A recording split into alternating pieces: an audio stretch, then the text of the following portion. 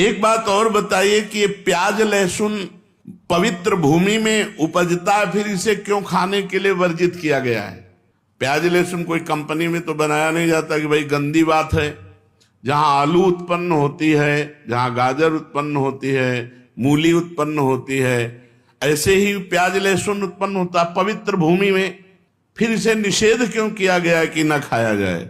प्याज लहसुन घोर तामसिक वृत्ति है, इसके खाने से घोर तमोगुण बढ़ता है। आलस्य, निद्रा और भजन में मन ना लगना और गंदे भावों का उदय होना इससे होता है, इसलिए संतों ने इसे मना किया है। क्योंकि आहार शुद्धि से ही मन शुद्धि होता है, जैसा खाओ अन्न वैसा बने मन। इसलिए आध्यात्म की उन्नति की इच्छा रखने वाले साधकों को कभी प्याज लहसुन पड़े हुए भोजन को नहीं पाना चाहिए।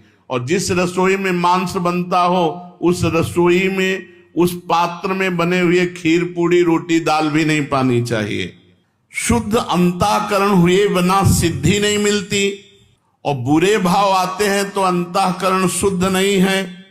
पर हम मंत्र जप कर रहे हैं तो क्या सिद्धि प्राप्त हो जाएगी?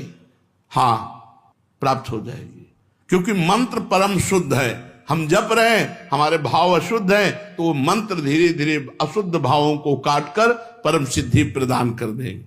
और ये भूत प्रेत कोई कोई सिद्ध कर लेते हैं मंत्र से, इनकी क्या गति होती है?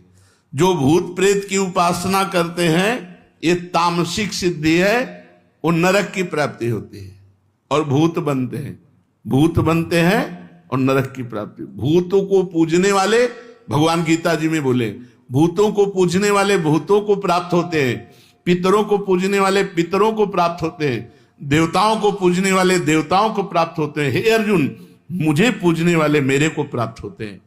साधक को चाहिए दिखावे में ना पड़े, चमत्कार दिखाने में।